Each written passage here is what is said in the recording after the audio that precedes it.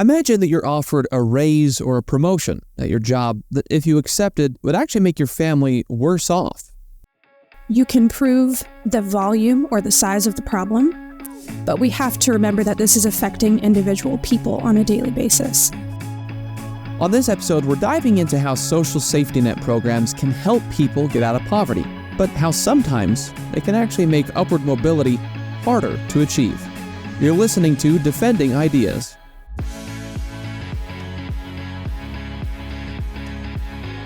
Defending Ideas is a weekly podcast produced by Sutherland Institute. On this show, we're committed to renewing the principles of common sense conservatism, making you a better champion of sound ideas. Thank you for joining us for another episode of Defending Ideas. I'm your host, Nick Dunn, and our guest this week is Kelsey Underwood. She's the Vice President of Strategy and Digital Products for the Georgia Center for Opportunity. Kelsey, thank you so much for joining us on Defending Ideas. Thank you for having me, Nick. I'm really excited to have this conversation with you. So we're talking about upward mobility, helping folks get out of poverty, which is something that's important to you and I. It should be important to all of us because we care about America and Utah and many other places throughout the country being a place of upward mobility that supports people in their efforts to work, to provide for their families, and importantly, to provide a better life for their kids. So we want to get into how the social safety net programs we have in this country are designed to help, but sometimes can make things a little bit more difficult, can actually act as a disincentive to moving up the economic ladder and getting out of poverty. Before we do, though, can I ask you to just give us a quick overview of the Georgia Center for Opportunity, the work that you all do, and what your role is there? Help us understand how you are making a contribution to upward mobility throughout the country. Absolutely. Thank you so much for that, Nick. And we're so glad that there are people in other states and other parts of the country that care so much about this issue. And at the Georgia Center for Opportunity, what we essentially do, bottom line, is remove barriers to opportunity. So a lot of that looks like promoting policies that allow people to self-actualize. Sometimes it looks like creating products that support those policy decisions. But either way, we're trying to tackle it from a community, a local, a state, and a federal level to make sure that anything that's really a barrier to someone between where they are and where they want to be is removed so that we can allow for that freedom to pursue economic independence. One of the things I love about the Georgia Center for Opportunity is you take such an individualized approach. And obviously, when we talk about poverty and upward mobility, there's a lot at stake. There's government programs, there's education, there's a workforce policy, there's the economy and its health in general. But your approach there is really looking at, okay, the individual person, and going along with what you just said, what do they need to be successful to create more earned income for themselves and their families so they can move up the economic ladder? And it's such in many ways, a refreshing approach and an important approach because it ties into somebody's individual dignity, that they want to work, they want to provide, but sometimes there are some barriers in the way. One of those can actually at times be government programs themselves, creating essentially a disincentive. And so that's one of the particular projects that you all at the Center for Opportunity have worked on that has really been a standout to me as far as something that fellow champions of upward mobility should focus on, and that's the issue of the benefits cliff. And I wonder if you could give our listeners just kind of what's the overview of what the benefits cliff is and help us understand how that is essentially harming some folks' ability to move up the economic ladder. Absolutely. So with the benefits cliffs, what is happening essentially is that the programs that were created with the intent of helping people in poverty are now keeping them in poverty. Here's how that happens.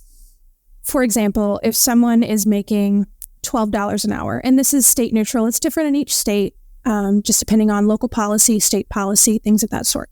Say somebody's making $12 an hour and they want to continue progressing in their job and their career. Maybe they get an assistant manager position. Maybe they want to take on more hours to earn more money. The problem is that with a lot of these programs, there is an income threshold. So if they surpass that income threshold, they lose all of the support that they have received historically at a pay rate under that. So they're disincentivized to take a raise, take a promotion, work more hours, Because a lot of people think it's a linear equation, right? You work more hours, you make more money, you're better off. Unfortunately, for people in these situations, which are millions of Americans, it's not that simple. So they're having to make an economic decision and really a quite complex calculation between, do I want to work more? Do I want the dignity and pride of progressing in this career, of working hard, of demonstrating to my children and my family that I can progress and I can move forward? Or do I want to maintain this sort of economic pillow that I've been given, which you can't really blame somebody for doing that. Again, that is that's a financial decision. If you are financially worse off for being promoted or making more money, you're not going to make that decision. You're not going to go that route. So I hope that clarifies. I'm happy to dig into it further if you'd like to. Well, one of the things I think it's important to identify is that these are people who want to work. They want to increase their earned income. They want to better their skills and provide more economic security for themselves and their families, particularly their children.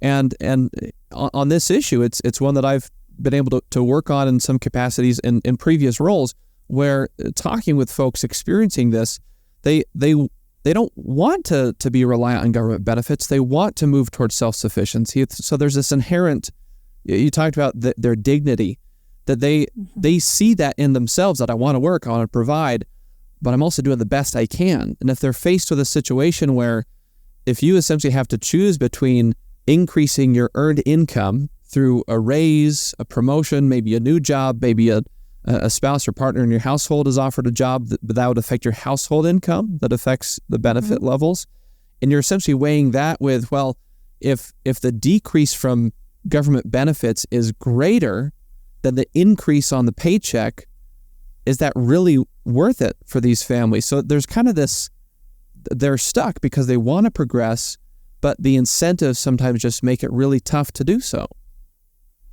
Absolutely. And I think that there's a spectrum.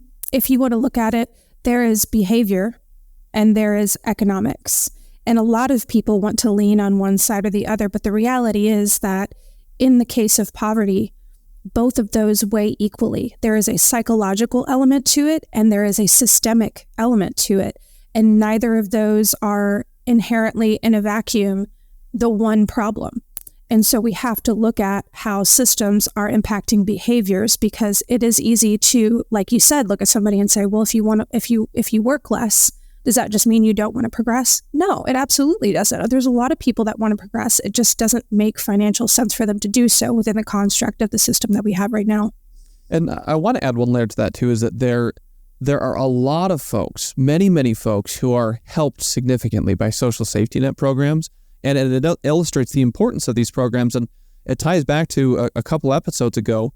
We had Beth Akers from American Enterprise Institute, as she's one of our feature contributors, where we're talking about capitalism and free enterprise and, showering praise on the marvel of the free market and everything that it's done for our society, but recognizing that there's still a role for government because the free enterprise capitalism system is not perfect. And recognizing that where there is an appropriate role for government, this is one of those best examples, a social safety net where these programs can do tremendous good. And I've seen them have a tremendous impact on people's lives.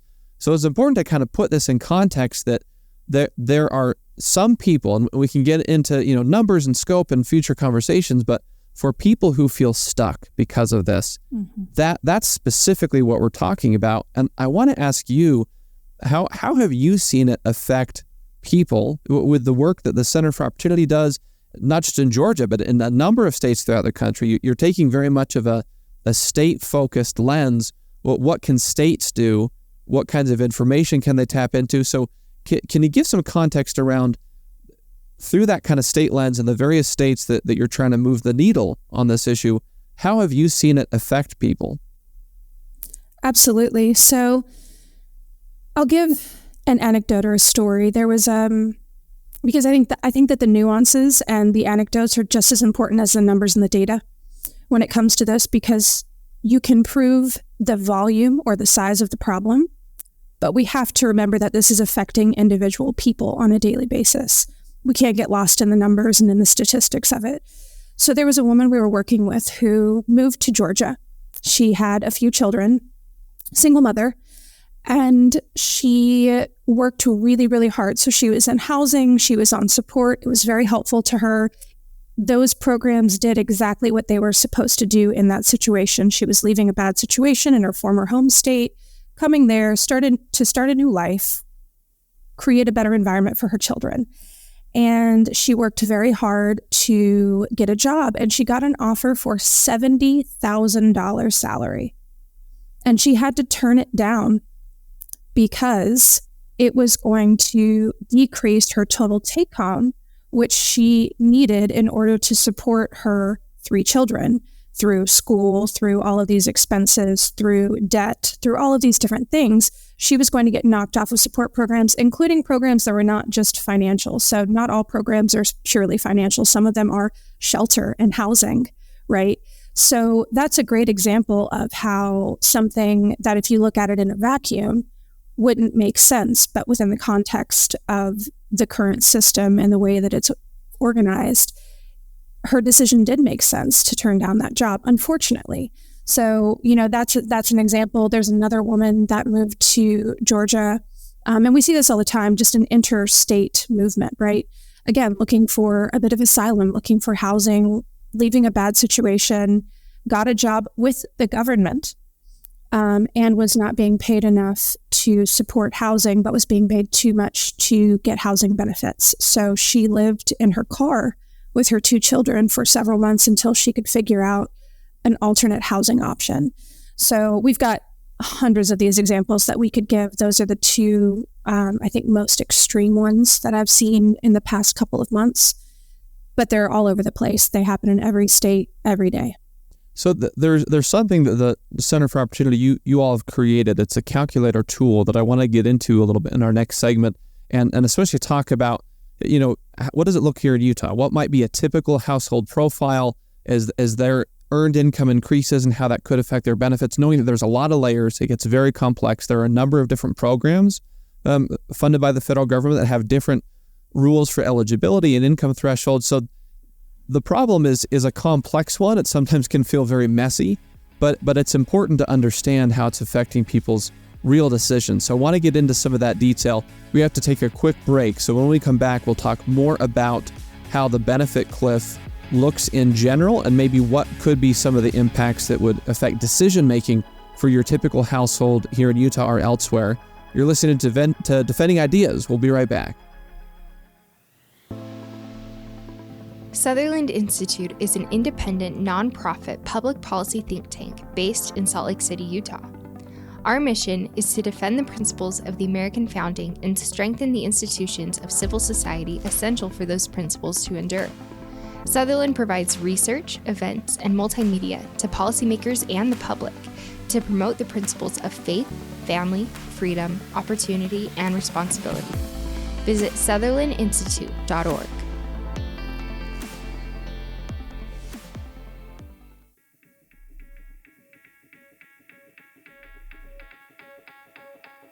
Welcome back to Defending Ideas, a podcast where we're committed to renewing the principles of common sense conservatism. I'm your host, Nick Dunn, and our guest this week has been Kelsey Underwood.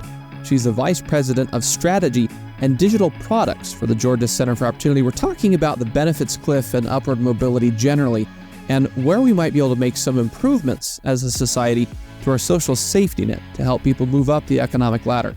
Before we get back to the conversation, I want to mention, if you like what you're hearing, please visit us at defendingideas.org.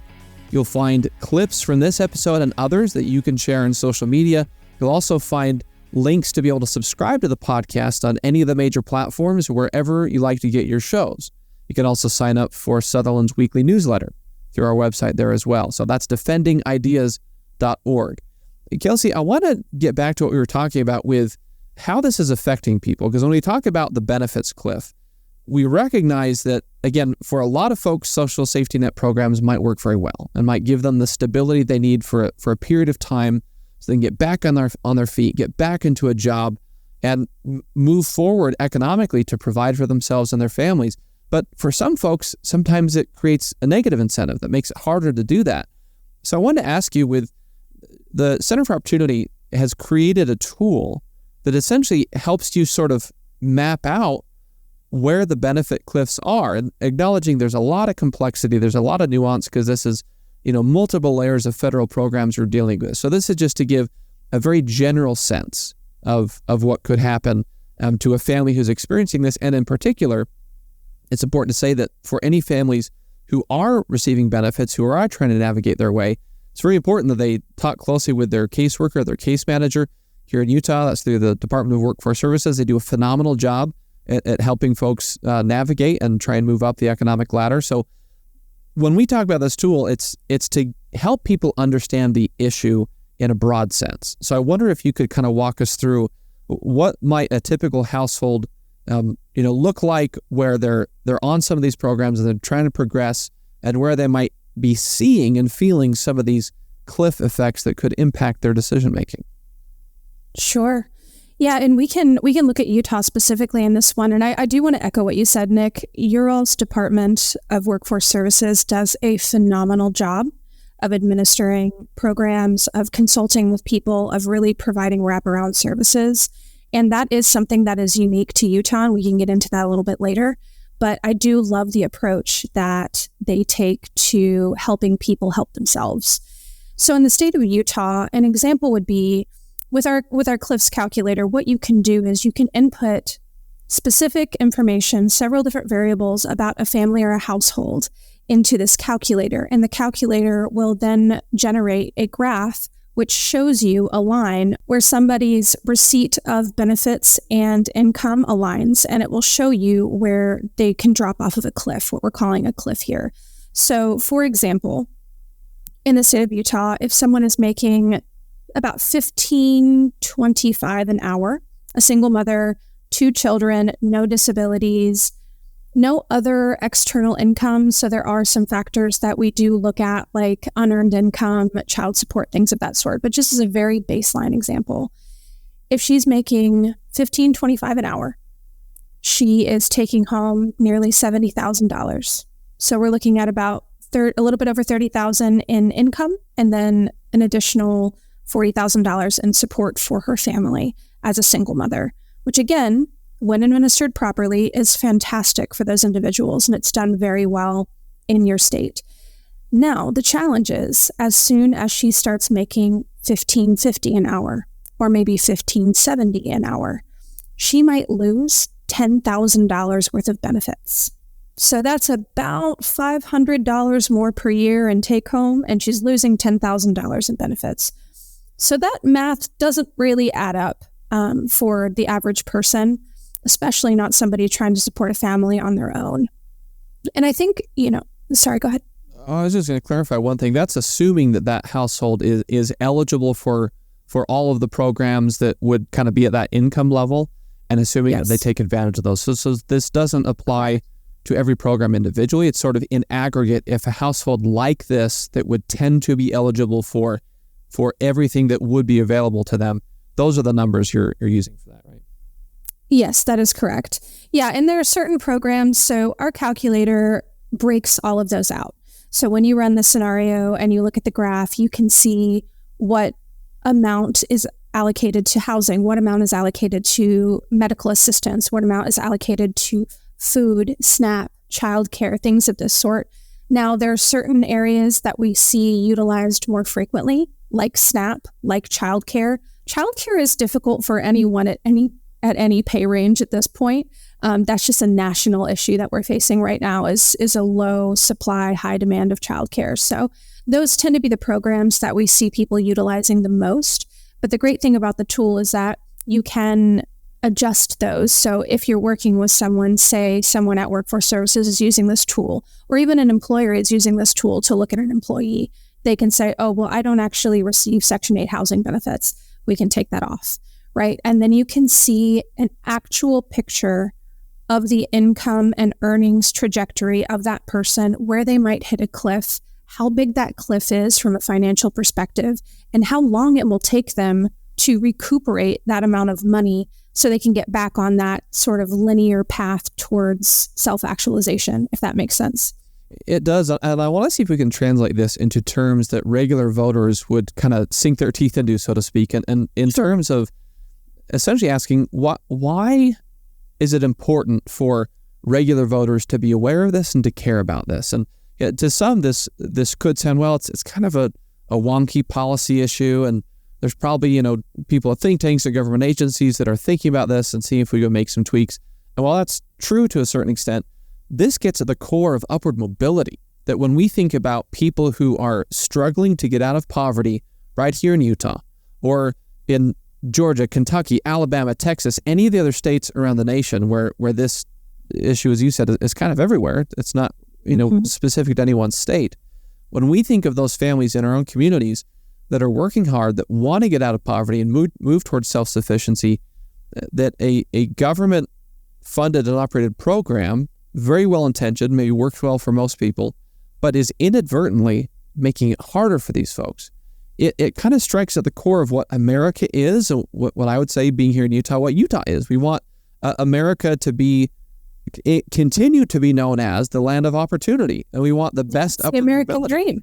Exactly. And so if something like this, that's a good way to put it, if it feels like it constrains the American dream, can that help explain to voters why we should all care about this? Help us understand, for the regular voter who maybe isn't experiencing this or doesn't see this daily in their lives, why is it important for them to be aware of it and to care about it, and to expect their elected officials to be aware and care about this too? It's a great question, Nick. And to be clear, I am a firm believer that policy in a vacuum is a problem because it affects people it negatively impacts or positively impacts individuals who are not a part of the discussion. I don't come from policy. I come from business and I come from psychology. So that translates to behavioral economics, which is understanding how humans interact with one another and interact with the world around them. And so as an average voter, as someone in a community who might not be experiencing this constraint of the American dream, or quite frankly, it can be the American nightmare sometimes for people, I would care about it because it's impacting my community. So if people are unable to leverage free market opportunity to work harder to improve their lives, that means that businesses suffer. That means that economies suffer. That means communities suffer. And when I say communities suffer, it's not just an economic thing, although that's huge, but we're looking at school systems. We're looking at public safety. This poverty is very much an exponential component when it comes to impacting every area of life, not only for the people experiencing it, but for the people around them. So there's the element of, just as a voter, I want my tax dollars spent in a way that is going to encourage someone to do better for themselves. Again, that is the ethos of our country and of Utah and of most states. They want people to have an opportunity to do better, be better, achieve more. So that's really, as an average individual or somebody maybe in the middle ground, in that sort of middle or upper middle class socioeconomic strata, it's still important. It's still affecting you. And that, along with just the ethical element of, are we really giving everyone the opportunity to do better for themselves? Are we giving people the opportunity to really achieve that dignity, to pursue that purpose? Because work is not always about a paycheck. And anyone who has quit a job because they were dissatisfied with the work environment, not because of the paycheck, can relate to that. So it's a combination of both socioeconomic, social, and political elements that are impacting every single person in a community. I think you're touching on a principle that's important to highlight for our listeners, because this isn't just about dollars and cents. I do come from more the public policy background, and it's natural for folks in the policy world to look at this in kind of those terms, or in economics terms, which again provides a very valuable lens, but it shouldn't be your only lens. Where this idea of looking at, you can kind of graph things out, and it's a phenomenal tool what you all have created, and it's very, very helpful to these conversations. But there is a person behind that graph, behind that chart, that's experiencing this and making real decisions for themselves, their families, and we can map it out. But there are more factors than just the dollars and cents. That, well, a dollar earned here is a dollar lost here, and economists call it the the effective marginal tax rate and all these kinds of things, which again are helpful to understand it from a policy or economic standpoint. But the thing I want to really focus on for a second is what you just said, where the things that go into these kinds of decisions, it's your human dignity. It's the intangible value that someone derives from a job where they feel needed, and not just a paid job, but any circumstance in life where you feel needed. And there's a lot of great work on this from Arthur Brooks, former president of the American Enterprise Institute, now has done so many great things, teaching leadership and writing books about happiness. But a lot of his research in years past looked at the things that correlated the most strongly with someone's happiness. And it's things that give meaning and essentially help you to be needed. And so things like work, things like family, things like, even some kind of faith commitment where you have a connection to sort of a higher purpose, and your community. And so there's so much deeper that goes into this from the standpoint of the psychology of somebody who's trying to make these good decisions for their families. I just want to emphasize that because I think it's worth reminding folks what you just brought up, that at the end of the day, all of this is about people. Yes, it is. Poverty is just as much psychological as it is systemic.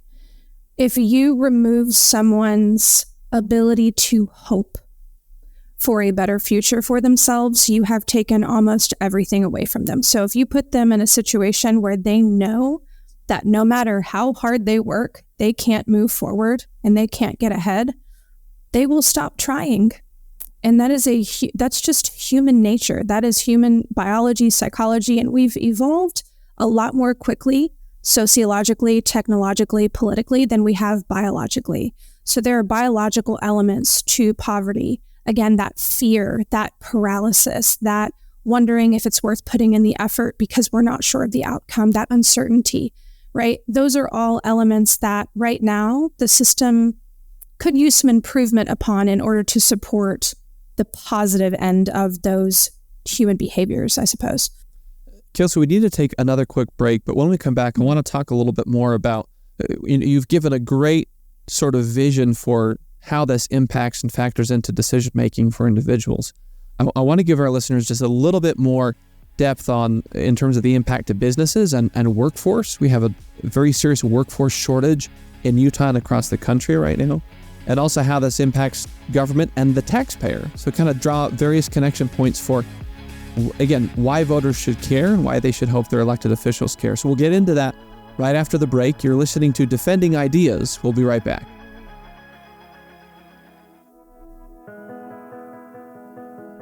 For a deeper dive into the issues you care about, read Sutherland Institute's official blog, Insights and Takeaways.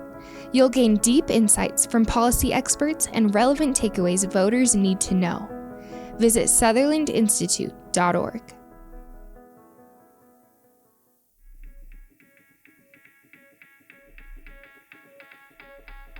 Welcome back to Defending Ideas. I'm your host, Nick Dunn, and we've been talking with Kelsey Underwood from the Georgia Center for Opportunity about poverty and upward mobility, and specifically when social safety net programs sometimes can make it a little harder to move up the economic ladder. Before we jump back in the conversation, I want to mention quickly, if you like what you're hearing today, please visit us at defendingideas.org. You can find short clips from this episode that you can use on social media and in your conversations with friends and family. You can also subscribe to the podcast on Google or Spotify, Apple, basically any of the major platforms where you like to get your shows. That's defendingideas.org.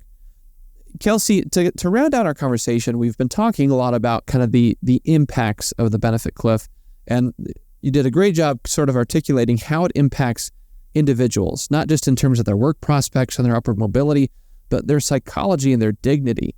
And I think those things are very, very important for voters to remember when they think about this issue.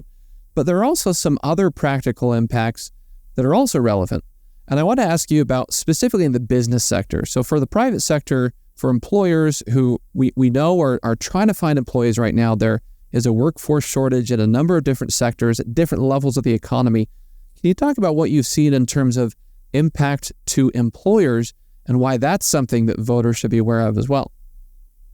Absolutely. And it's interesting because there's a lot of people that have been left scratching their heads lately when they hear on the news that there is a workforce shortage. There are too many jobs and not enough people to fill them, and yet the unemployment rates are sky high, or the number of people not working, which are not always included in that unemployment rate, are incredibly high. They're historically high. So why is that? Why is there a misalignment between the demand for employees and the supply of them?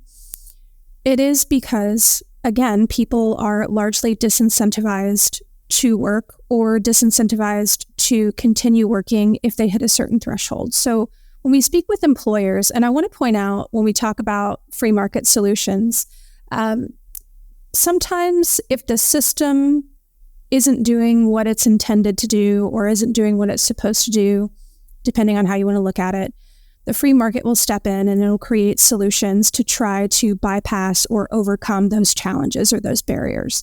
So we've seen a lot of employers try to create different incentives, different ways to recruit and retain people, because turnover is the highest cost center for most employers.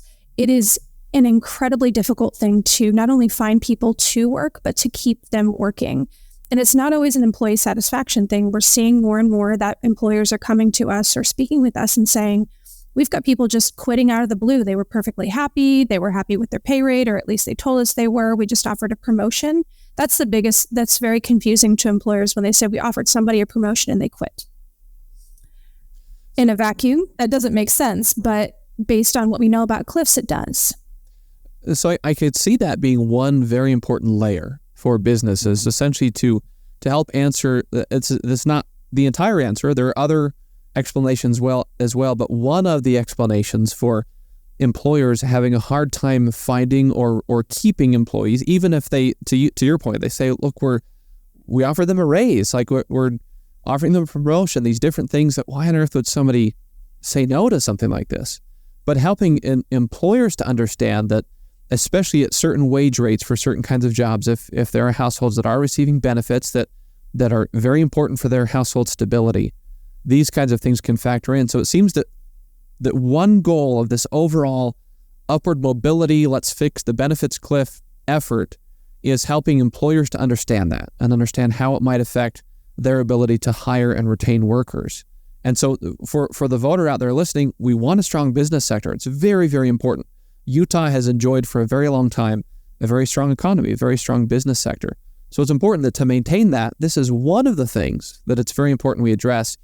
I wonder if you can also mention just briefly impact to the taxpayer, because if folks are essentially stuck in a situation where it's difficult to move up the economic ladder, and that means they're still receiving benefits, this creates costs because government programs cost money and the taxpayers are paying for this.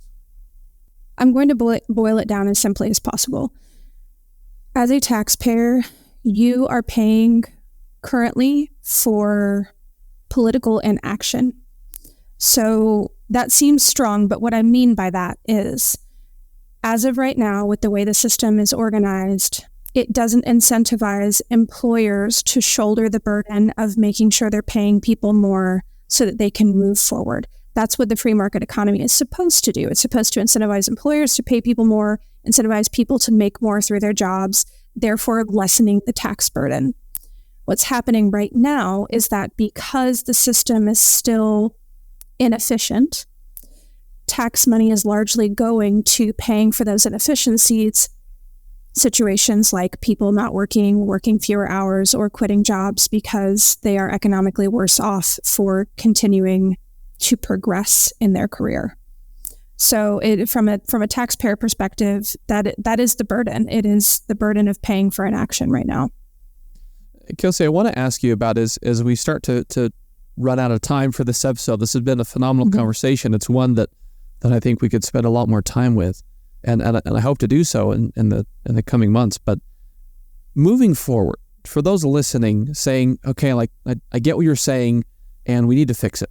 What should we do here in Utah? What should we do elsewhere? But I want to frame the question in this way: how should voters be thinking about this in terms of what's a framework or an approach? Because an issue like this, in conversations that I've been in on the benefit cliff issue, I've kind of tried to suggest to people, look, let's just all get on the same page. with the nature and scope of the problem.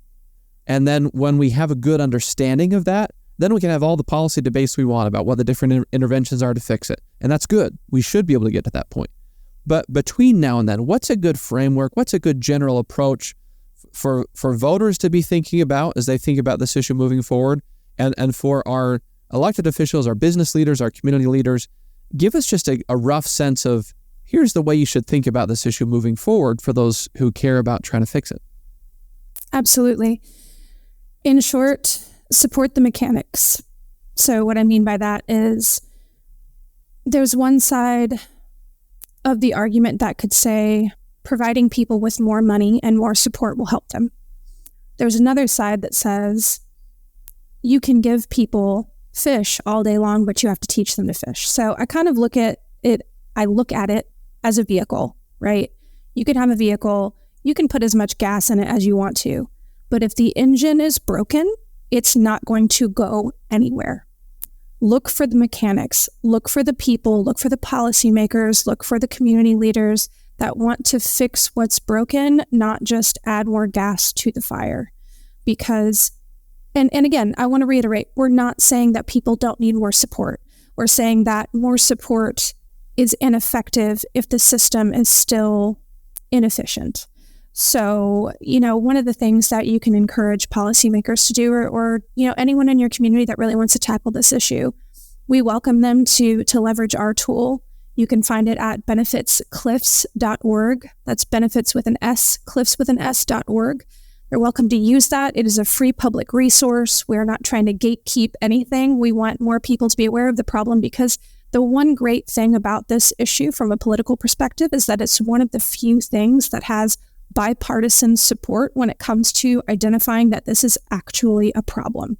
You can't say that about a whole lot of issues on the docket, but this is one where people on both sides of the table say, this is a huge issue and we need to tackle it, and we might need to discuss how we have different opinions about what the solution is, but at the same time, just getting on the same page about the problem is a huge step in the right direction. So.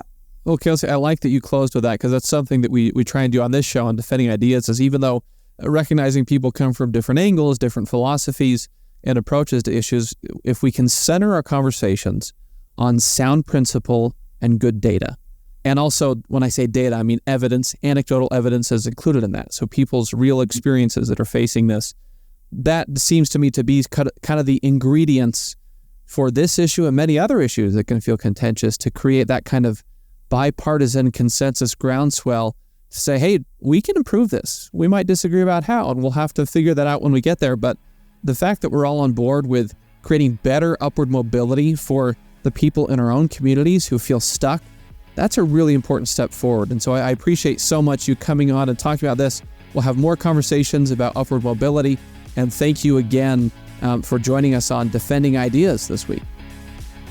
Thank you so much, Nick, for having me. Well, we have to take one more final break before we leave you with a few talking points to help you in your conversations with folks about upward mobility. You're listening to Defending Ideas. We'll be right back. Sometimes it's hard to keep up with the latest policy debate that affects your life. The solution? Subscribe to Sutherland Institute's weekly newsletter, where you'll find in-depth insights from seasoned policy experts, compelling multimedia, and advance notice of special events. Visit sutherlandinstitute.org. Welcome back to Defending Ideas. Before we go, just a few final thoughts. If you find yourself in a conversation with somebody about poverty and upward mobility and how we can make things better for those who are struggling, here are a few things that you can consider articulating. Number one, convey that you see the value in having a strong and efficient social safety net. It's something that has helped a number of people to be able to feel more stability if they fall on hard times and are experiencing poverty. And also articulate that this could be a very appropriate role for the government in the context of a free enterprise system, like we discussed on a previous episode about free enterprise and capitalism. Number two, articulate that you want the safety net to improve. You want to have us have the ability to eliminate problems like the benefits cliff, to make it more of an engine of upward mobility for people who are struggling. You recognize that this is important because it helps with economic mobility and also helps to fill needed jobs, so it supports our workforce, but most importantly because it helps strengthen human dignity. Because at the end of the day, public policy is not all about dollars and cents, it's about people. And so if we can have public policies that make it more possible for people who might be down on their luck to be able to move up the economic ladder, to create stability and opportunity for their own family, that ties right into human dignity, and that's very important for those people and for who we are as a state and nation. Third, when you think about what you want from your elected officials, maybe consider asking them to focus a little bit more on improving the anti-poverty programs we currently have on the books, rather than immediately rushing out to want to spend lots of new money on brand new programs. Because if we can improve the programs we have to be a better engine of upward mobility in concert with the free enterprise system, that can create a lot more opportunity for a lot more people. We hope you have enjoyed what you've heard today, that this helps you feel better equipped to defend the sound ideas we discussed on this episode. If you like what you heard, please go to Defending Ideas, where you can subscribe to this podcast on any of the major platforms, wherever you like to get your shows. You can also find short video clips that you can use on social media and in your conversations with friends and family.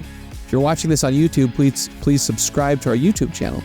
Lastly, if you want to support the work of Sutherland Institute, please visit us at sutherlandinstitute.org/donate. Well, we hope to see you next time on Defending Ideas from the Sutherland Institute in Salt Lake City. I'm Nick Dunn. We'll see you next time.